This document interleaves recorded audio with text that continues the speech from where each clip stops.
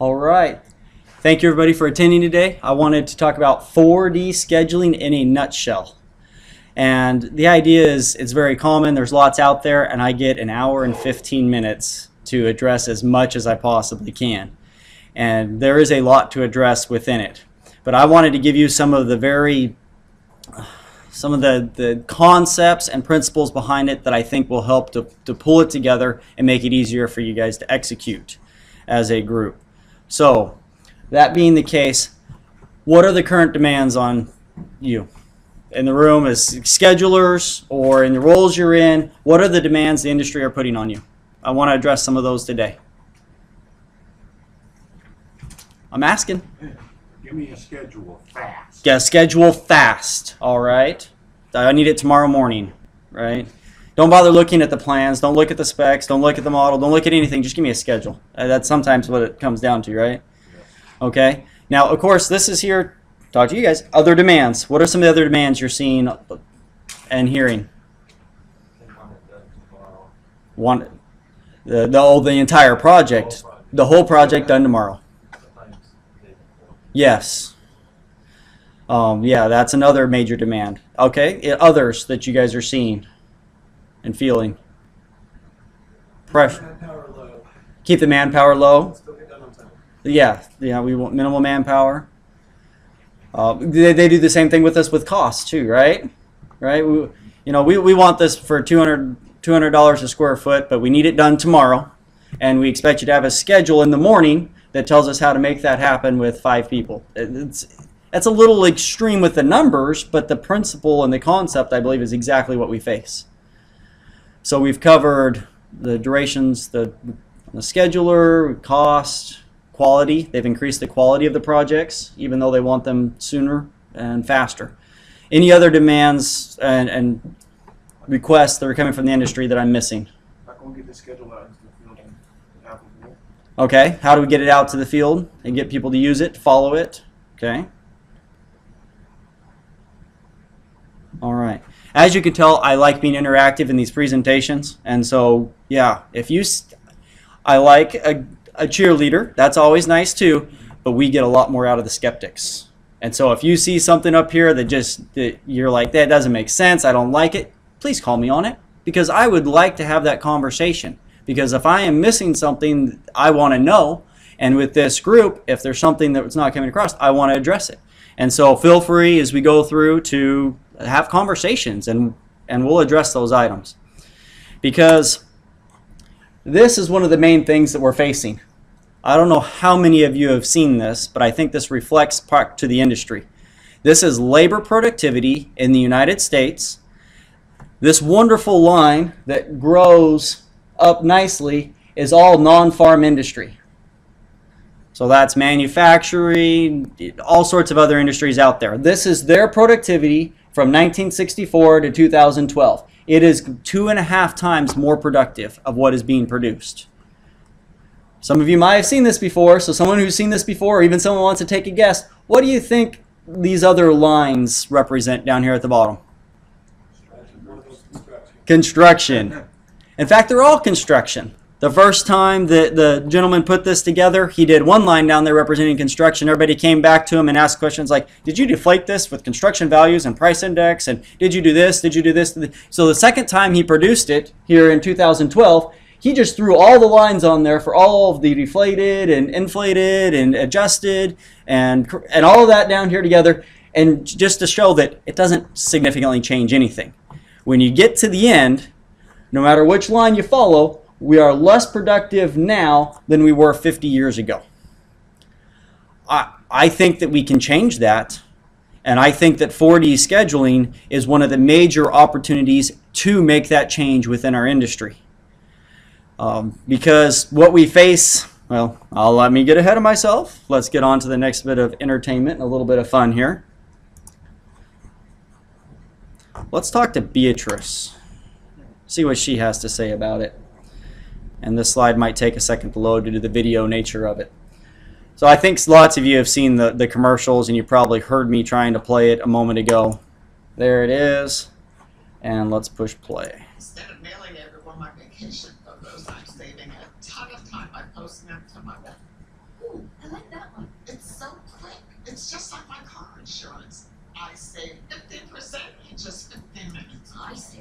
Not half the time. I'm from you. That's not how it works. That's not how any of this works. I love that set of commercials. That's not how this works. That's not how any of this works. So I'm going to go back.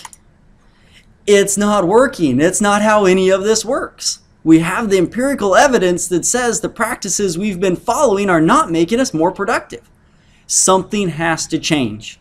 And so if we've been toting around like Beatrice, and she's got all the keywords, right? She's got a wall, she's posting her photos, she's friending people, but it's just not quite there. There's no productivity and efficiency in it. And if you step back and see, it's not there. And so that's what I want to talk about. That's not how it works. That's not how any of this works, because what we're doing isn't working. And I believe that 4D, once again, gives us the opportunity to change that and to make it work. So the objectives as I continue through today.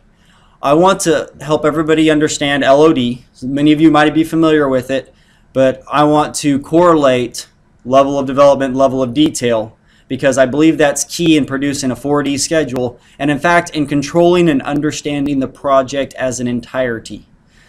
Okay, and so I'm gonna introduce it, talk about it, and then correlate it, and then we're gonna get into some application. Good old examples. I have multiple projects ready to show and discuss and talk about, and then the critique.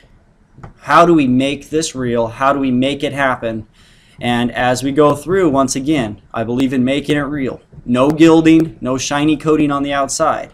And so let's have discussion as we go. Feel free to make comments, say things, ask questions. We'll get this going.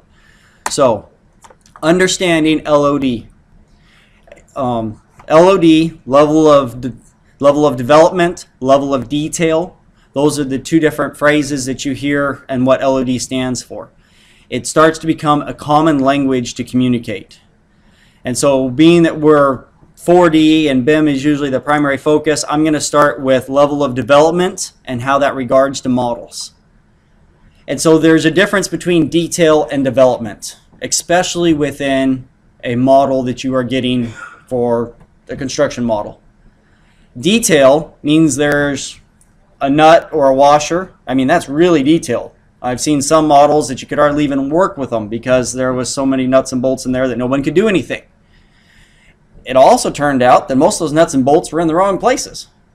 So there was a huge amount of detail, but the development, the actual usability of the model was low because that distinct difference. And so when you're having conversations and you're looking at models, don't be fooled by by there being doorknobs in the model. Hey, this model's awesome. I've never seen one with doorknobs. There's so much detail in here. Chances are it's just in your way. You need to focus on level of development. And that distinction here is data versus information. Okay? What is usable and what is able to be taken out and actually worked with. And I also feel that rolls down into paper versus people. When it comes to the schedule, like this, like you pointed out, how do we get it out into the field? How do we actually use it? How do we turn it into something functional that increases our productivity? That comes down to people and individuals and making that happen. So, the BIMForum level of development so far is the most common ground that I've heard for talking about models. And they have a scale, 100, 200, 300, 350, 400. And they have some good examples right here on the cover sheet, and we can blow them up a little bit. A level 100 model is just going to be a massing, right? This is a column, but we don't care if it's steel, wood, plaster of Paris. It's a column. There's going to be something there. Okay? When we get to 200, now we're starting to get general shapes and sizes. Okay, so now you can see, yeah, they're probably intending it to be steel, but they haven't sized the member yet. So they've gotten a little bit further. When we hit 300, 300 is what equates to what we'd expect to see in a design intent set of construction documents. That would be what is coming from your architect engineer. That's a level 300. And now you can see they have sized that steel member, but they will not have added any of the details that come along with it, because the engineers, you don't do that. They don't have the knowledge and the core base to do that. That is where you go out to a steel fabricator and the fabricator, installer, erector, they're the ones that start adding this level 350. And 350 is what you need to coordinate. That's the requirement. Everything needed to coordinate. If there's no way it's going to need to be coordinated with everybody else, you don't need it. If there's a possibility it needs to be coordinated, you put it in. And then 400 would be the highest level, and it is fabrication level. This is a manufacturer wanting to count those nuts and bolts and use it. It is everything there to go out and, especially if you think of that in terms of prefabrication. Everything is in this model, so even though they're not on site and they don't know what's going on, they could go out there in a shop and have everything completely ready to go to assemble and put it together. That is the goal of what we're after. And so a big portion of that is intent.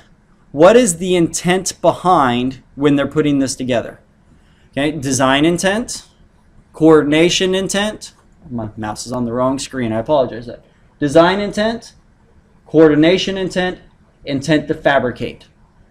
And then you start seeing the difference in those levels of the models that you're going to be using in your 4D. Thoughts or questions on level of development regarding models? All right. So that's the background in a common language there. Let's move on to our next set of common language. Okay.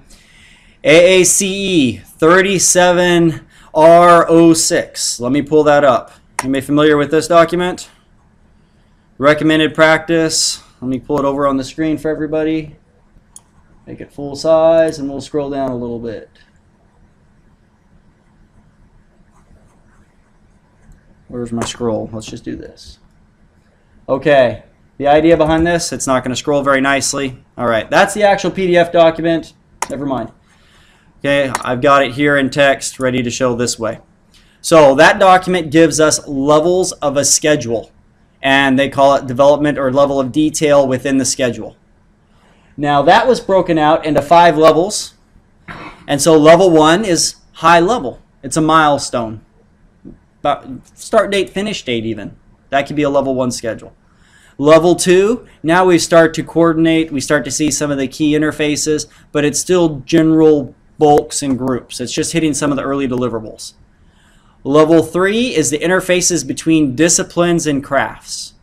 Now level 3 is the schedule that I would expect to see from a general contractor who is managing the work early on. That has the key interfaces. They know when to line up their subs and bring them together. Now there's a correlation there, and we'll tie it in later. But level 4 then is when you start to get the detailed interfaces, and so now you have to talk to the contractors who are installing, the people that are actually going to be performing the work, because now we're getting into details that master scheduler probably, he doesn't have that information in his head. That requires feedback from somebody else. And then level 5 is a daily or weekly, very specific, just absolutely detailed schedule. Okay, that level 5 I'm going to propose probably doesn't end up in a piece of software as much as it exists somewhere else. Okay, so that's a common language when we're talking about level of development or detail of a schedule. So now we'll take this a step further, and we'll bring it into the AACEi 17R97. This is your estimating. Imagine this. They have 5 levels as well. And they were nice enough to flip them on us. And so 5 correlates to 1 and 1 to 5, vice versa. But you end up with this class 5 schedule being a very early screening, feasibility, just rough number, a square foot estimate of a building sort of thing going on. Okay. So, and then it goes on down clear to class 1, which is basically almost an as-built estimate. You're actually tracking your cost, and you know exactly what the dollars are because you're getting a schedule of values back from subcontractors that, you know, unless there's an overrun, but you know exactly what the cost is. And so you have a range there of how that fits together. So then, yes, sir. In the early planning stages and development of a schedule, which class do you think would be seen more often or be more prevalent to being that early in the project? It grows, right? You start at the beginning and the schedule develops. I'm sure So it depends upon what level of information you have, right? Often all they have is just that gut feeling, hey, this is going to be an 18-month project. Or even better yet, they have a banker that says that's going to be an 18-month project, right? That's right. They're the ones we could get to bid on. Yes, that's the ones we get to bid on. Yeah. Or they have clients. They're a publicly traded organization that says and there's a huge demand out there for what their product is, and they have to have this thing done by the end of July, right? Because there's huge demand, there's waiting lists, and so there isn't any, the society is dictating a schedule to them. Okay, so it grows depending upon the level of information you have. Okay, so we pull those together. So we've set the common ground. Let's start to correlate those into kind of a chart. Okay, your level of development and growth of your model, of your BIM, rolls across here. There is a 500 out there for BIM, but the 500 is a little misleading. They call it as-built information. It's what the owner is going to use to manage their building for years to come. But you don't wait till the end to build it. I want to make that point to anybody who starts working with models. It gets built all the way through here. That's like kind of coming by the end and saying, hey, we want an as-built schedule. Well, you're going to use everything you've built along the way to produce that. But if you come to the end of the, I guess the claims consultants probably love that, right? When they show up at the end and say, okay, I created a whole as-built schedule because you're in some kind of a lawsuit because there wasn't a schedule along the whole way. Well, that's exactly what we want to avoid. So your development of the schedule actually aligns almost completely, and same with the estimate. Right here you have this distinction. This is intent, right? This 300 is model intent for construction. Schedule level 3 is this intent that he addressed this morning, right? Saying that, yeah, we put this, our most optimistic schedule out there, but there's really no risk involved and there's no feedback from contractors. And your estimate all align up with that intent. When you hit this column, now you're starting to get feedback and become a collaborative group. You have to get feedback for a model for 350, 400. That has to come from trades. In order to develop the schedule to this next step, now you're involving their trades. You're getting their schedules of values for their estimate, and you're starting to tie that in and pull it all together. Okay, any thoughts or questions there? This also follows our design process. Okay, you're going to get a level 100, 200 BIM with your design, program design and schematic design. And the design development, you're going to be from somewhere from 100 to 300. And when you get to design development, you start getting additional plans and specs, and you start getting a level 2 schedule and a level 4 estimate. This whole thing starts to flow and come together. Okay? You start getting fabrication level information when you start hitting the 350, 400. And then you have an as-built sort of information, which BIM, I question whether or not that exists, and definitely the design really shouldn't be, should be NA. Post-construction. Post-construction, yeah. But the designer just doesn't do a lot post-construction. So, okay. Next slide. Now, for fun, where is it? I threw lean in here because we're talking about productivity and making ourselves more efficient. And lean and scheduling tie together quite tightly. And so it has its own development here. You have lean design principles that should be taking place early on in design. And BIM is the practical application of lean through design. And I will share these slides and I will share the presentation, gentlemen. No problems there. And actually, I'd love it if you guys would share the pictures back with me too. So anyways, and so then BIM is your practical application of lean through these two phases. Your pool planning session. Once again, mentioned this morning, we plan backwards. Right? He said we should be looking at the end date and moving forward. That's exactly what a lean pool planning session propagates. You start at the end date that you have and you come backwards and you're verifying all of the schedule that you created through here, but you're approaching it from a different point of view so you have a better perspective. And then that final level, that level 5 schedule I talked about, that weekly schedule, that's your last planner organization. That's the daily, weekly meetings to overcome the obstacles that are actively occurring on the site. And so all of this starts to correlate and come together. And the reason I talk about this in 4D scheduling is I often see people trying to mix and match these, like, and not knowing that there's a mix match there, right? And I'll show you examples of, you know, level of conflicting and about how far you can go, but I often see that. And the demands from clients and the demands from upper management quite often are huge mix matches. They tell you they want this 4D schedule that they've seen the videos, right? They've gone to the Synchro webpage and they've seen the tutorials on there and they've seen it's got palm trees in it and all of this, all of these really neat things. And they say, yeah, give me that schedule. And like you pointed out at the beginning of the session, and they want it tomorrow, right? And so we need to acknowledge to them there's a mix match. That information is not available yet. Yeah, I can put palm trees in there, but it's detail. It's not development. I don't know where the palm tree goes. I mean, at this point in time, they don't even know where the generator is going, right? And you're wanting me to locate a palm tree or a doorknob, and we don't even know where to run all the conduit to make the generator, you know, backup generator function. So having this as a background is, I think, very beneficial as we move forward and start to show the application and how this comes together. So this is a McLeamy curve, and this helps to tie it all together. Patrick McLeamy was one of the founders of BIMForum and the ones that kind of, he was in the group of 12 people that developed the term BIM, really.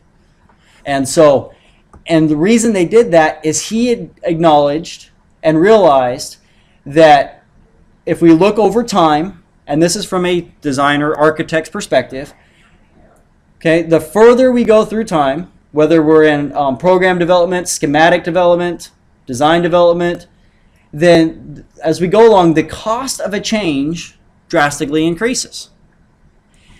And also, the ability to even make the change or to benefit the functions of the building is decreasing. And it turns out that that critical point when those cross happens to be during the construction document phase of a typical project. And that is where an architect, engineers, designers are making most of the decisions. So his goal in starting to approach BIM and starting to do all of this was to say, we need to pull that design process back to where this blue curve is. I want us to do the same thing with our scheduling process. Because when do we get our biggest benefit, our most robust schedule, really? We're not getting the schedule really even completely worked out till construction administration in an architect's mind, right? That's when the subs are on board. They're starting to tell us, yeah, this is when this will be delivered, this is when this happens. I want to do the same thing with scheduling. I want us to be able to produce a higher level schedule. But that requires getting the information sooner. Within a BIM process, you'll find you can get the information sooner.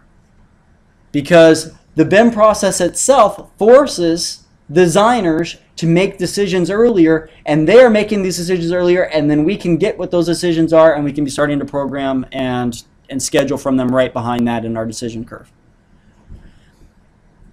What do you think that's going to do with owners? Yeah. It puts a smile on their face here. Yes, where. One of the big concerns we have, not concerns, but issues we face with doing information audit requires the owners to make decisions earlier to not conflict a lot of times and don't understand the whole impact of it has. Yes, so the comment was back that by moving the decisions earlier, it requires the owner to make decisions sooner. And yes, that does make it more difficult on owners. I mean, traditionally, if you have an owner that has done it before, that understands and has built before, then they can usually get you your decisions on time here. But if you have a new owner and someone that hasn't built before, they're going to have a hard time making decisions here, let alone here.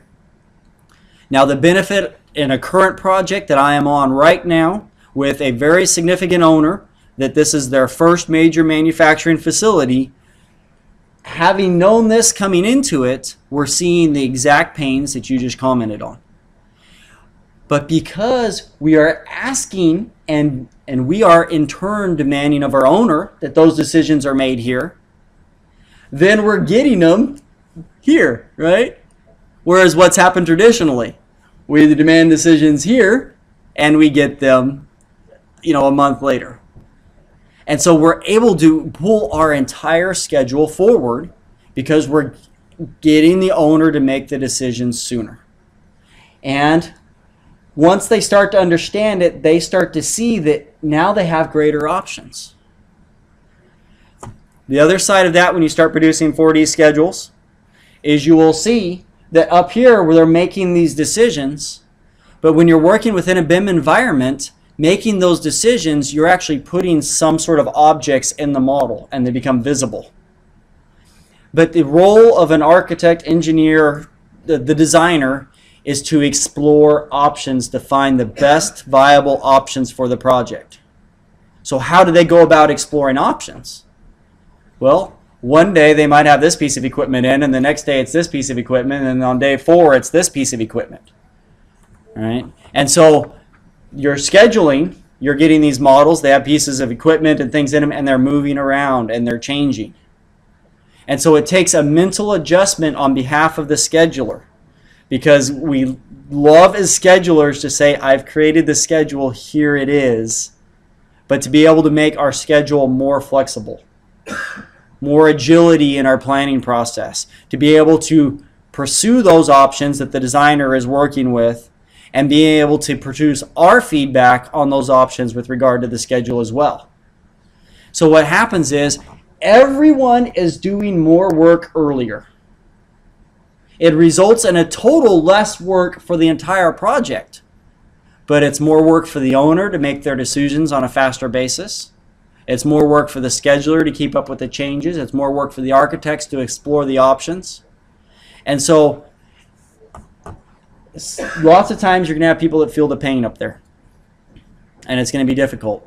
The whole idea is, though, on the downstream, the benefit to the owner is greatly increased as a whole. And that's the thing to keep in mind as we start to explore it and go through it. So that was my wanting to get us some common terminology, some common thoughts so we could build on, show how the correlation takes place, and now my intent was to start to roll into examples. Any thoughts or questions before I start rolling into distinct examples? Yes, in the very back first, and I'll come up to you. This concept of bringing it forward and everything, industry seeing, might be a side conversation, but seeing the reduction of fees and wanting to not put the costs up front, spread it out throughout the project. How do you see that affecting this process, another process which is very, very heavily front-loaded? So, okay, the bankers have a harder time with it because they're not used to front-loading. Okay, but overall, it saves the project money when you're done. And so the conversations have to take place. And so, yes, it does adjust in the industry, and being able to say, no, we need this, we need the scheduler on board now. And they're, and, you know, maybe they're an experienced owner, and they say, well, we usually don't bring the schedule on until we have construction documents. What are they going to do now? And so, yes, it takes a conversation and it takes a paradigm shift. But the whole idea is that, you know, to get those decisions made ahead of time, and yeah, going out there and doing a Google search and finding McLeamy curve and having it there on your computer to throw up in meetings all the time to explain that to the owner is a very beneficial thing to have. Okay, did I answer what you were thinking? Wonderful. And you had a thought? Yes. Yeah, based on some of your comments, it appears as though perhaps the blue line could be lower if the amount of effort is less because the correction effect is sooner. Yes. Yes, that would be kind of neat if when this line came down here, it actually dipped, you know, the effort was actually lower at this tail end. Yeah, that would be a fun thing to adjust on the curve. If you look at the volume of it too, compare it almost as like the volume of the more than So the volume of the architect who this was done by and his perspective, I don't think the volume of work for the architect changes. If anything, maybe they even provide a little more volume and a little better design, because the current industry trend that we've been experiencing for multiple years about beating down the designer's fees in order to save money has proven not to save money. And it's a complete myth. It's a misnomer. The idea that they're going to take the designer and save money by not paying much for design. And so it would be good to make that adjustment out there. There's another misnomer out there about hard bid jobs, because everybody thinks in order to get the best price for their building, you have to hard bid it. But if you go to AGC or ABC and they do a survey of all of their contractors and they ask them, where do you make the most money on your projects? Where do they make the biggest profit on their projects? Hard bid jobs.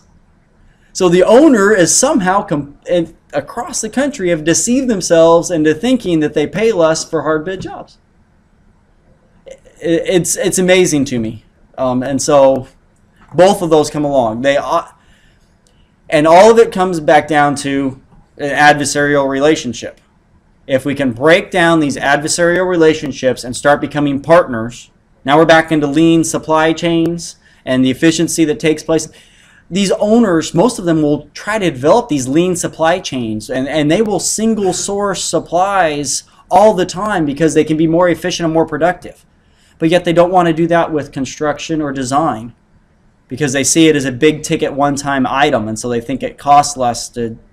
There's just a whole culture that is actually starting to change, because you start to see IPD taking place. Okay, that's exactly what IPD is. Dissolve the adversarial relationship, produce a contract that establishes trust, and work off the basis of trust rather than the adversarial contracts we've had in the past. So while it was a slightly aside conversation, I think it is very relevant to the conversation, because this whole 4D effort all comes back down, and we start applying it and putting it together. There is a huge element of trust that has to take place. Okay, the 4D schedule can be used very well to represent a claim scenario. And I think we saw that at last year's CPM conference in the keynote address. That's exactly what you were showing, was two side-by-sides, actual schedule to visualize the claim scenario. But I think in order to get our productivity up, we need to be working offensively to avoid the claim by building the team as a whole group. And the 4D schedule is significant in making that happen. So if I take my 100 through 500 and turn it into a visual with some bubbles and things like that, I think it quite often helps relay the message. 100, schematic design. 200 to 300 is architects, engineers, designers creating the design for us. Okay. 350, 400 is shop drawings, fabrication drawings, actual field information coming back. And then that level 5, actually taking place in the field and what is happening out there. And so you can see that I have scheduling happening in two different bubbles. I keep pointing at the wrong screen. Scheduling happening here as kind of a schematic level, because we often use different tools for that. And then scheduling happening again later on and tying in with our 4D and our 5D estimating. So hopefully that helps you lay out, and you're generally moving across time here. So as we go through, your 100 would sit here with schematic design. You get a 100 level model, and we're going to create a schematic schedule and something rough to work off from. And so let's walk through a couple examples of those. And play. Nope. Okay, this is the one that would not load in. So we're going to pull it over like this and make it full size. Hit the beginning and push play. So, look at that. What is there? How many chart bars are there on that schedule? Probably 20, 30? That's a very schematic schedule, considering that this is a medical facility. This is an additional medical facility. You saw early on, we had the visual of the full size and scope of the additional facility, and now we have a schedule taking place.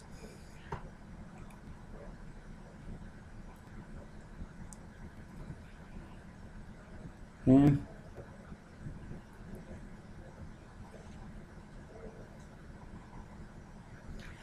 It would have been nice if it was a little bigger and you could have seen some of these activities actually taking place over here. But how many of you feel as if you have an idea of our sequencing on that project? Okay? That was, how long is that video? That was what? 60 seconds? If that? Okay? Now, if I had gone through here and passed out bar charts to everybody showing you their schedule that we were proposing on this project, at the end of 60 seconds, how many of you would have felt you had an understanding of the project? Okay? I wouldn't have been able to pass them out in 60 seconds. Okay? Whereas we just conveyed a huge amount of information. Now, the other interesting thing is, in this room, I have a high level of confidence that everybody in here can understand and read a bar chart. But when I go to present to a board that has a very developed surgeon on there, she might not have ever seen a bar chart before in her life. And so then I spend 10 minutes explaining what a bar chart is. Okay? So we convey huge amounts of information when we get into a 4D schedule. And I think that is very beneficial into making it happen. Now I also wanted to, let's pull that aside again. Okay, this was a level 100 model. So what were some of the indicators you saw of it being a level 100 model? Objects occupying space. Just objects. I mean, really it was just bulks, right? We represented entire floors as an entire piece. And some of the indicators of it being a level 1 schedule.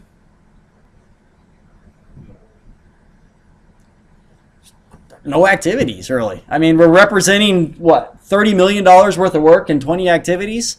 That is a very rudimentary level schedule. Right? It's basically milestones. Yeah, we got to finish the floor at this time, we got to turn over the ER at this time, etc., etc. All right, so let me move on to the next one, unless there's a thought or a question. And move on. Okay. Now, once again, a level 100 model and a level 1 schedule and visual for it.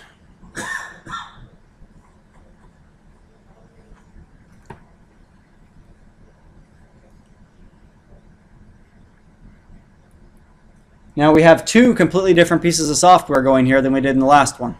The last one was a single piece of software. Here we've created a rudimentary schedule. I don't know what they use to create the schedule in. And anybody want to hazard a guess at what the model was created in? Looks like SketchUp, doesn't it? I'm not that skilled in SketchUp, but somebody obviously had some stuff pulled together to do that. Now, wow, this got cranes. It's got scaffolding. Look, that's individual steel members. Why is this a level 100 model?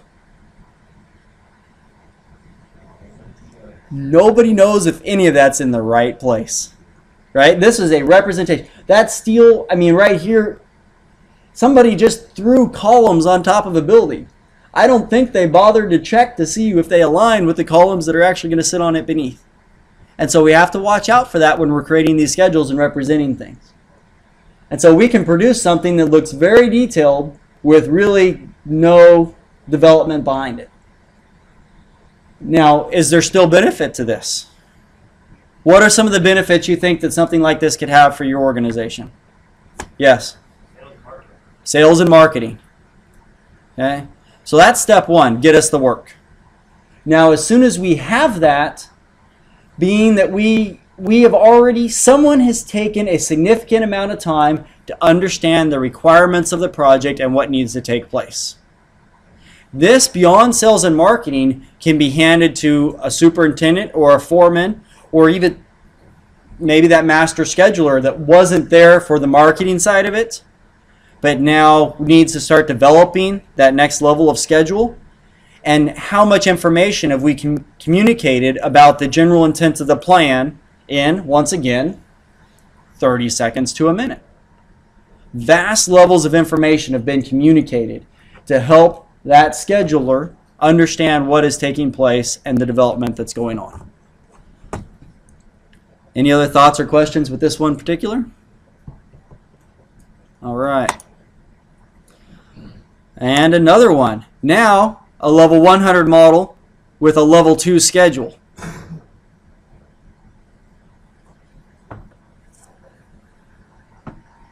So general intent is that's existing building. And then we come into phase and they want to start adding on additional ballroom space and additional admin space. And so we're representing that and a third ballroom. And so that is building out, and then we start renovating the inside of the original building, represented by great big blue bubbles. You could say the level of development of the model was there was not very much available at all on this. And so we couldn't really go in there and show, there was no way to highlight an individual section of that building even. So the next best option appeared to be big blue bubbles. And then, of course, the parking garage. But this schedule, and I looked for it, but I couldn't readily find it, so I gave up. It had a lot of activities to it. They had actually, it was for a presentation, but they developed a schedule with a couple hundred activities. Probably too much detail for a presentation. And so, and once again, this was a very early attempt, and so in the future, since I did this one, I have not done anything like that again. I found out that big blue bubbles are not attractive. Okay? Nobody liked that concept or that idea. Like, can't you like grab the shape and do everything?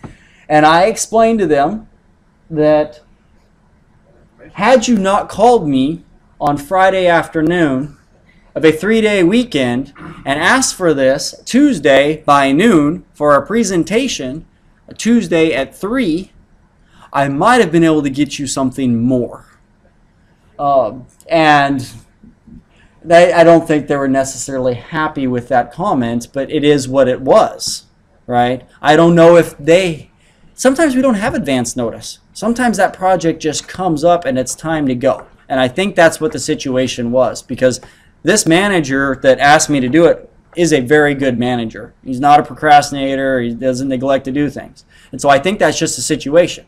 But that's all that could be produced. And so it's just pretty much where we were. So you can see, if we try to keep the general things as general, if I had not taken as much detail and made that video as long, and in fact, on this one in the future, I'd say just produce some PDFs and mark them up. That would be a better effective use for this project, because they had a higher level schedule and no availability of a model. And they wanted just to kind of pull this out of nowhere and make it happen. So I was actually somewhat lucky that this model existed because of Google Earth, right? Somebody out there decided to model this building and throw it out there in Google Earth. Otherwise, I wouldn't even gotten that far. It might have been better for me if it hadn't been available, but that's just the way it goes. So let's move on to the next level here, and let's look at some more of these schedules. Okay, let's try to move over to the 200, 300. So if we're moving up to the next level, we're expecting these models to be coming from architects, engineers, and some of their development be involved. Now at this point, I would think that our schedule might be created somewhere in another scheduling software. The most common being P6, but Acumen, others, there's lots of availability options out there. Synchro Scheduler is now a very viable option for creating the original schedule, even if it's not being modeled. All right, and so we're hoping for more of alignment and bringing these up and seeing a greater level of detail. So let's move on and look at the level of detail for this one.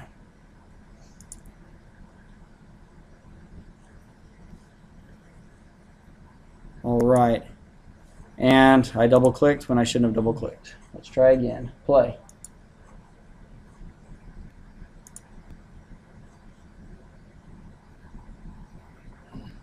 Let's see if we can get the full effect.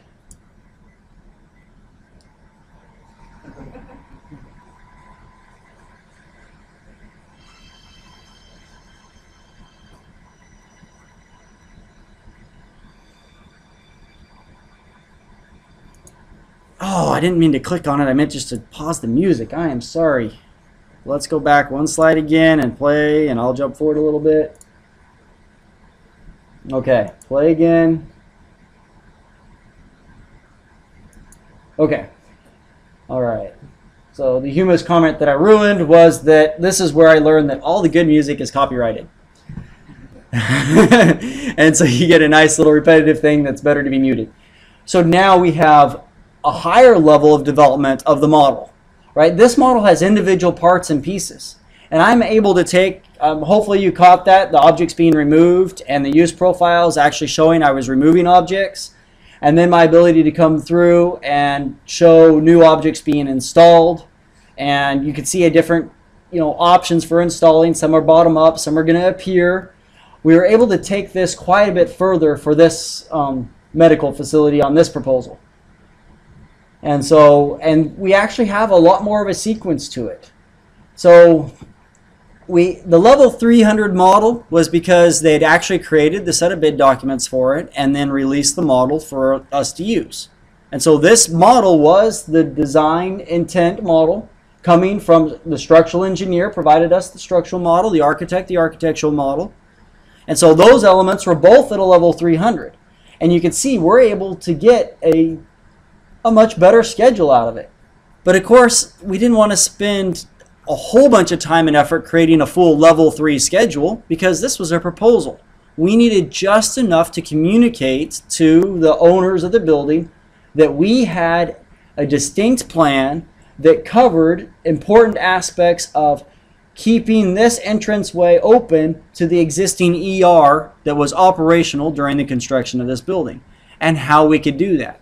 And keeping the access open to the existing parking garage where the doctors were going to be parking during the project.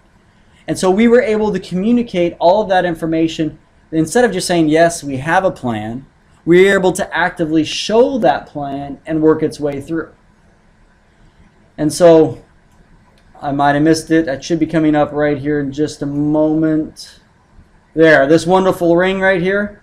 If you switch the angle a little bit, you'll see that that wonderful ring of masonry is being built with sky hooks and open space.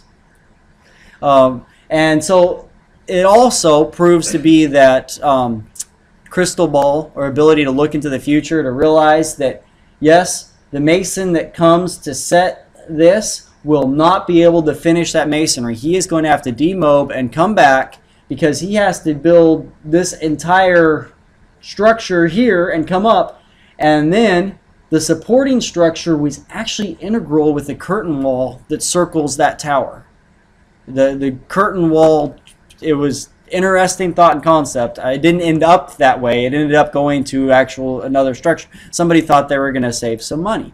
But it turned out either way, you had to take and remobilize to put this final ring cap on the top. And so those are the sort of crystal ball things we can start to get as the schedule develops phase by phase and starts coming into place. Any other particular items anybody noticed that thought might be interesting? Okay. It's all I always like to ask. Sometimes they see something I haven't seen before and it makes it pretty neat. So a little bit further development. All right, let's bounce to the next one. If it will bounce to the next one. All right. So here, as our 4D scheduling is matured, we took a different view. Instead of flying around, it seems kind of neat, but it takes extra effort, and I'm all about productivity and efficiency. So I found I can open 4 different screens from 4 different views, not have to spend a whole bunch of effort making things fly, and actually I think I get a better representation of the intents of the building that is coming out. Okay? So I got a high overhead view, the largest one, given the general sequence, and then a couple different angles so they can see as the project progresses what is taking place. Once again, a level 300 model with a level 2 schedule. Bid set of documents. The model was created to produce the bid set of documents, and so it's roughly level 300. And then the level 2 schedule was created by us as a presentation set of material to show how we intend to build the project. Great for, once again, marketing and presentation, because I've now communicated my entire schedule in, what, a 2-minute video? I try to keep them under 3 minutes. Try to make them quick and sweet so people can see the intent of construction. And here I'm talking my way through it, but if I sit down in front of a group that's actually building the central utility plant that's going to function for their campus, they get very interested in seeing how this is going to come together. and it makes for wonderful talking points on how it happens. And then listing the activities in here. A level 2 schedule, I'm not going to go to a lot of effort to label all of my activities. Later on, when I start getting level 3 and level 4, then I'll start creating the unique activity name that is so beneficial, especially when you get into the 4D realm. Right? Because when you start viewing it like this, there's no way to produce those activity codes out next to it that we use to filter and sort when we're reading the bar chart schedule. And so that distinct activity name becomes that much more important in our scheduling. Okay. All right. Oh, that had paused for a minute, or is it still going? Okay.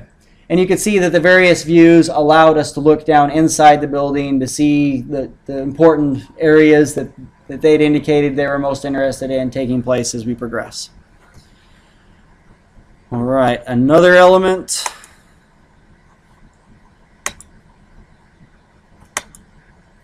Okay, the MAG project. Let's get this pulled open here. So now we get up there to a level 300 with a level 3 schedule, and this is another step. This is not for presentation and marketing.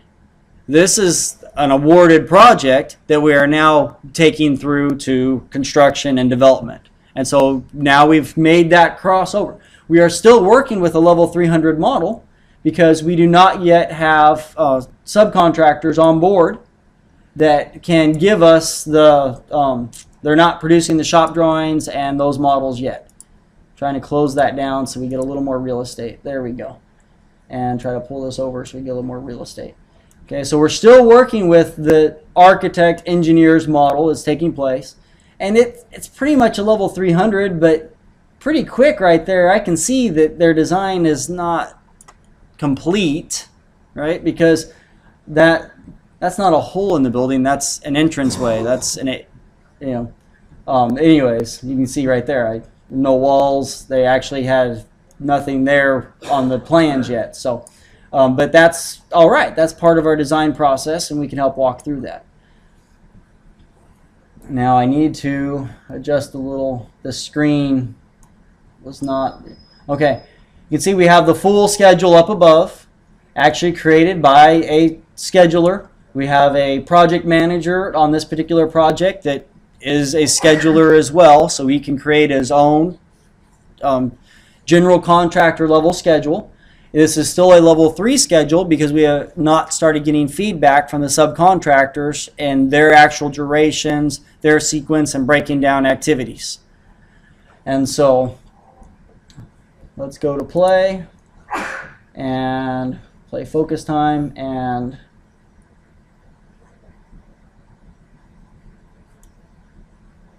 there it is over there. A higher resolution projector makes a significant difference when you're trying to show this software. So at the beginning of time, of course, we have nothing. And then as we start to bounce through, we see that objects from the model have been distinctly assigned to activities, and they can go on through. Just curious, how much detail to go in right there. How many of you have actually assigned models to a schedule and done that process of linking? Okay, about a third. Okay, all right. So that's what it does. We have a schedule here, and we actually select an activity, and we come down here and we grab a piece of the model. So I grab like this piece of the model, and then I can really quick take and I can assign it. And so if I then assign that to activity, over the shoulder thing, there it is, assign to selected task. So, and I'm going to assign it as an install with no growth. So yeah, so you see it disappeared because I am prior to that activity taking place. Now if I come to after that activity, that thing I just assigned is now there. That's how you build it. And so that's why having the model and it broken into the pieces that are somewhat relevant makes a lot of sense for us as we go through. And so you can go through and cut them up further, but that's additional work. And the whole idea is productivity and efficiency. How can you communicate the plan as effectively as possible, as simply as possible, and still get the information across? And so as we move through, then the building continues to build and grow, and we see it happening in whatever sequence is taking place and it aligns with our activities. And if we move an activity to another time or break a link and redo it, we can come back and push play and then see what that looks like again. And we just, it's like a crystal ball. You get to run this scenario, run this scenario, run this scenario. And you can do that with subcontractors. You can start to sit down and filter and walk through it. Any particular thoughts or questions? Now this schedule was created in, oops, I didn't have the right one open when I started up this morning. Let me see if I can get it open here, projects. And it should be it right there, open. Okay, so here is the P6 schedule that correlates to that synchro schedule. It was created and built in P6 by the scheduler and then given to a BIM operator who then was assigning and making the links. And so the owner of the schedule is still the project manager who created his original schedule, but now he gets to see his schedule prior to executing in the field. And if there's changes that need to be made, they're communicated back to him. Or what we do is you push play, you let them walk through it, they see the changes, and they, okay, let me adjust this in the schedule, let me walk back through it. So it becomes interactive and a participation between the two in the group and a coordination. All right, so let me pull Synchro back to the side. And pull P6 out of the way and head on to the next one.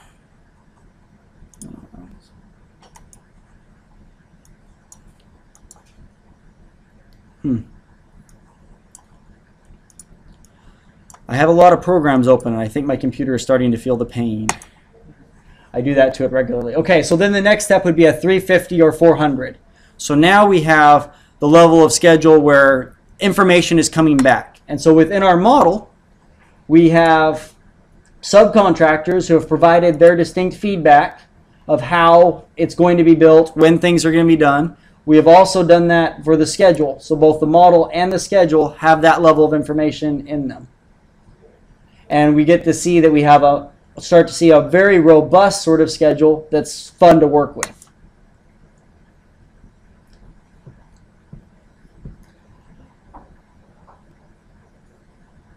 So the question in my mind now is it going to play or is it not? So is it actually thinking? Okay. I had intended to show something else in P6 in a moment, but I'm not going to. I will just kill that and see what that pulls down. And I'm going to kill Synchro and see if that gives it a little more working power.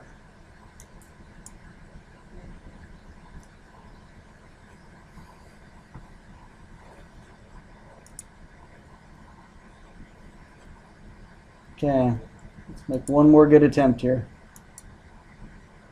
It actually clicked the button that time. It appears media unavailable. Okay. Give me just a moment.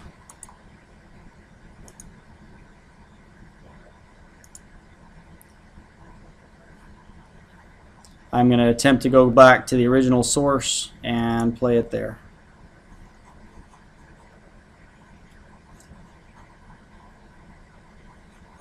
One more try.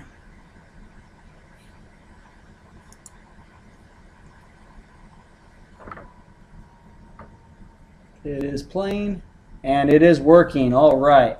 This one's probably the most fun to talk about because it's a much more resilient schedule and it's a much more resilient model that we are working with. You can see there's a lot of activities. This is a full-on, what, 310,000 square foot. It was only core and shell, but some of the HVAC systems were there, but it's primarily core and shell for an outlet mall. Now you can see in this one, because we had actual feedback, I could say, okay, which projects require a crane? And what is the crane path?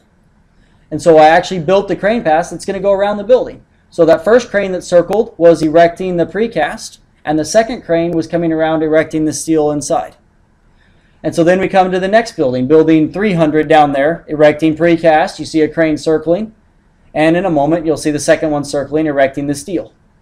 You can see the pads in yellow are temporary used because they were casting all of those panels on those yellow pads and then circling.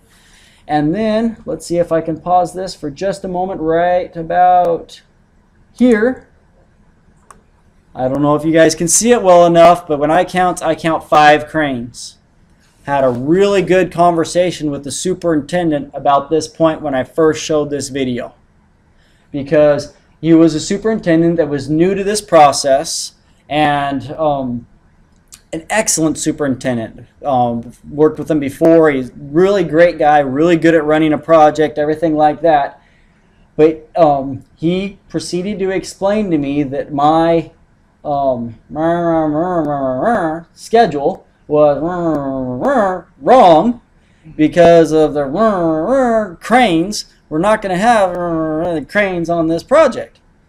And that was quite an interesting conversation. So then I just kind of had to control myself just a little bit and try to present it in a light that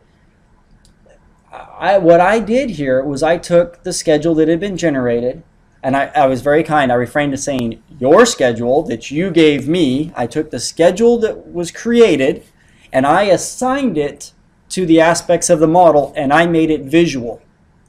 If you'll go look back and see, you probably will notice that are you actually setting HVAC units on the roof of building 200 at this period of time? Well, yes. I was like, are you going to have a crane? Well, yeah, but it's not going to be that huge track crane. Okay, my bad. I could put a rubber tire crane there. Okay, I'm sorry, rubber tire crane.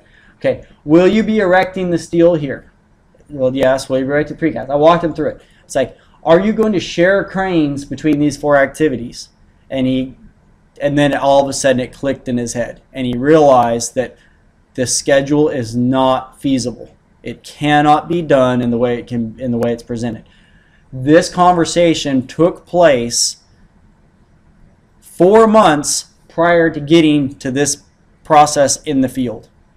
That was a lifesaver. What they realized was early on, when there's just those little footings going into places, they realized they had to accelerate and work double shifts at that period of time to bring all of it forward so that they could erect this with 2 cranes. And so we were able to get the project done in time.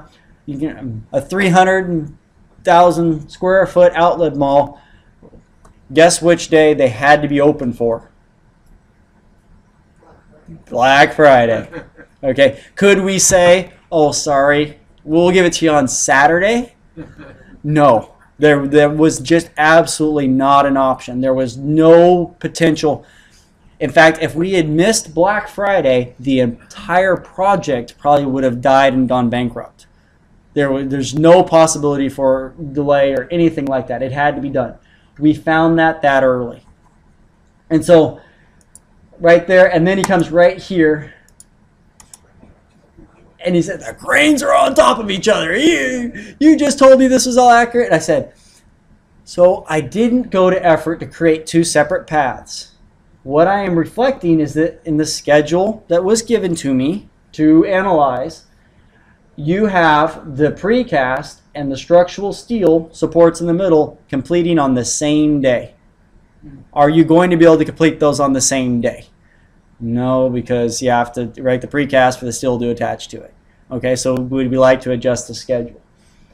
And then 2 months later, he walked into my office one day out of the blue and said, hey, can we look at that model? There's some stuff I want to see. And that is the closest I'll ever get to an apology from that superintendent for cussing me out about how terrible this model was. But those sort of stories, that's probably one of the funnest ones, because he was such a good superintendent and he came into it with this attitude of all this technology is just junk. Back to, he was one of my favorite ones that always said, I've been doing this for 55 years. And yeah, I don't think he was exaggerating, because he's a very experienced superintendent. Yeah. Yes, sir. A question regarding boarding schedule. It's maybe a side offline conversation. But I understand how you can link the erection of steel, for example, or any material, link it to a line item in the schedule. Yes. So how do you show the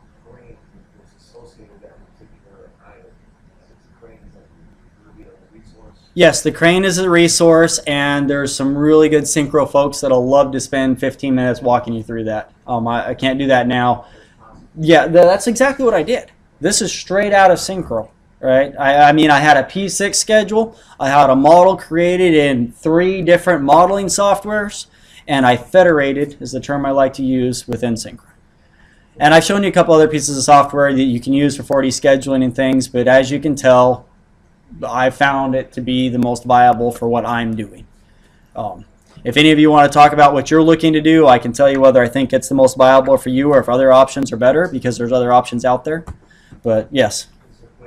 Yeah. Yes or no, I guess. And can you put limitations of proximity on the cranes? Yes. You can do clashes. You can do all sorts of things. I personally have never done the clashing within synchro. I know it can be done, and it would have thrown a flag, and it would have said that this doesn't work. But I have not taken it to that level yet. I would like to get there sometime soon. And so, yes, there is lots of functionality even within this that I'm not showing or I'm not using. So, huge capabilities there for improving our scheduling process. And on top of that, the communication and understanding when these things are done and starting to see things like the yellow represents that we have final graded for all of the landscaping up between these buildings. Okay, and so once you've done that final grading and done the underground in there, you've got, it's restricted area. You can't have traffic on it anymore. And then here we're pouring this concrete slab, and that crane's still trying to erect, but the outside area can't have traffic on it. That was another pinch point in the schedule that was unworkable at this time. So we went back, and I don't show you the schedule where we fixed everything and where we made it all work, because it's no fun, right? I want to find the stuff that's not right or that's wrong or that needs to be corrected. And so once again here, you have a crane that they anticipated being on there on an existing pad. Want to avoid those sort of things. And then, you know, blacktop, paving, coming around, finalizing everything. And you can see the list of all the activities that are taking place. Some of those didn't have objects, some do have objects. Right? But the idea is for people to understand how it's working and coming together. All right, so, yes? Roughly how long did it take you to put this together? Okay, that's a wonderful question. The question was, how long did I take to put this together? This particular one, okay, a couple months getting everybody to share their models like they're supposed to, because it was new to everybody. And lots of them hadn't shared models before and all sorts of things like that.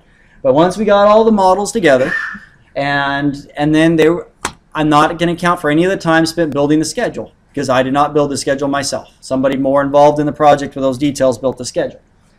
And so I got all my models together and collected them all on a Wednesday. It took a couple hours to download them all from the source, got my schedule all set up. Thursday morning, I started making links, putting it together, working through it.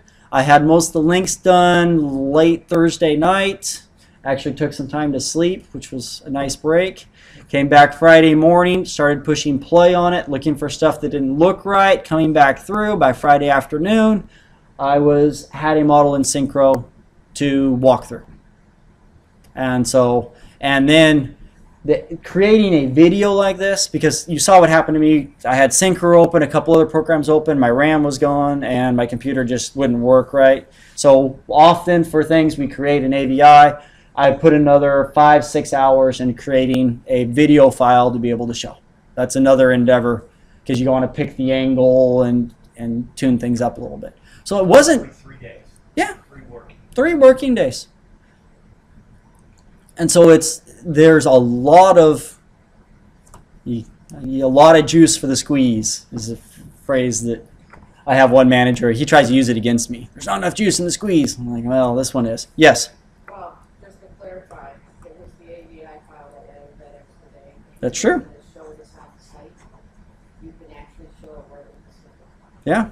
And that works really well, because I attempted to do that earlier, right? I could actually spin it and I could look at a different angle. We could move to it at any given time and see what was taking place. I could filter it by trade, filter it for critical path. That's the one thing that I loved about this, probably more than anything else, as a scheduler, being able to see my critical path physically on the flow on the project.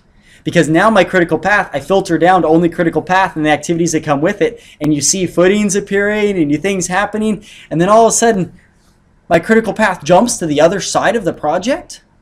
Something is wrong. I should not have that. And so then I get to go through it, look at that. Why? Is that a resource limitation? Because is it a resource limitation or is it a bad link? Because both of those should be fixed. And so that visual has been very beneficial there. So you can filter out critical activities in the Gantt chart that'll. Yes. You don't get the pretty green installation colors, but I still can see my flow chart based on critical path.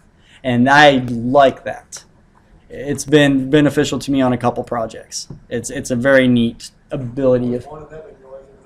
It's already there. Yes. It would be cool to show the whole thing come together, but red in the model that's good. So they are pursuing that, but it's there's other ways to get there. You kind of filter for the critical path because the colors are already assigned and have their own distinct meaning already. That I've tried kind of doing that and going through and reassigning them and doing that. It just didn't get as much juice out of that one. But yes, eventually I think it'll get there. Of course, we just came out of a presentation where a very experienced software developer programmer said, make it simpler. And that sort of thing requires a profile of profiles. So I have to have a set of profiles, but then I have to be able to switch the profile to show a different profile to somebody else. And did that sound complex? Talk to a programmer or an operator, because that's something that I had this conversation with somebody right after we walked out of that presentation. Options equal complexity. The very act of there being an option where we have to make a decision, that making the decision is a stop, think, what do I do, move forward, move forward, move forward. And so options and simplicity are opposing. And so you want the simplest game I know of? It's Angry Birds. My 3-year-old plays it, loves it, right? Bing, bing, bing. There's one option. That's all there is. So, anyways. It is fun. I do like the game. Yes. All right. So I need to pull this aside and let's wrap this up because I think I have like 5 minutes. Does that sound accurate or am I already done? Am I done? Okay. Avoid gilding. We don't need it to be fake and unnecessary, right? You don't gild the lily. It's already beautiful enough. And if you put a gold coating on lead bars, you're going to go to prison. Make the thing real, okay? It's got to be correct, okay? How does it actually work? It's how it's going to be done. We're going to be taking our scheduling and our estimating and developing the schedule and taking it to 4D and 5D, and all of these steps we're communicating out there to the field. It grows as it comes across, and we've got to be making the communication and pulling it together to everybody. It has to be highly interactive. The 4D schedule doesn't exist on its own. It doesn't build anything on its own. So to make it highly interactive, project management should be looking at it, involved in it. Your daily reports should have schedule activity IDs in them. There should be job walks taking place, maybe with a tablet with the schedule on it, or the 4D schedule on it. Hold the 4D schedule up, look at the project. Are these the same? Okay. It takes a lot of phone calls to communicate, keep the schedule going. The updates have to be right. Tie them to the pay applications. I'm telling you, interactive. It's about bringing this all together. Okay? It's got to be part of your planning process. BIM is collaboration. I've tried to collaborate by myself and it didn't work. We all have a tendency to do that. I love that. Hey, we can't talk to them now. We're getting our collaboration plan together. It's interesting. Okay, it involves everybody bringing in suppliers. We know they affect our schedule. We always wait a long time to talk to them. Okay, and being involved. So 3 different reports coming out of E&R Smart Market. 3 different graphs. I will summarize all 3 of them for you. The people that do it halfway, BIM costs them a whole bunch of money. Okay? If you dive in. You just have to go for it. You have to get involved and make it part of your process. If it's something on the side that's kind of happening and it's experiment, or somebody is being assigned to do all that portion of it, it doesn't work. It's got to be integral to what you're happening.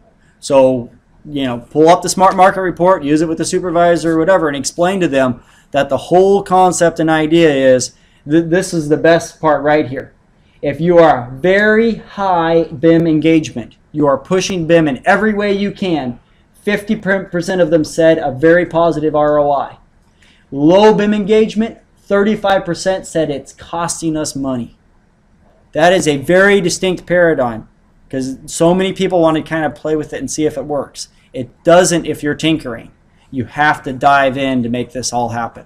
Same with 4D. Okay. Thank you very much. I appreciate your time today.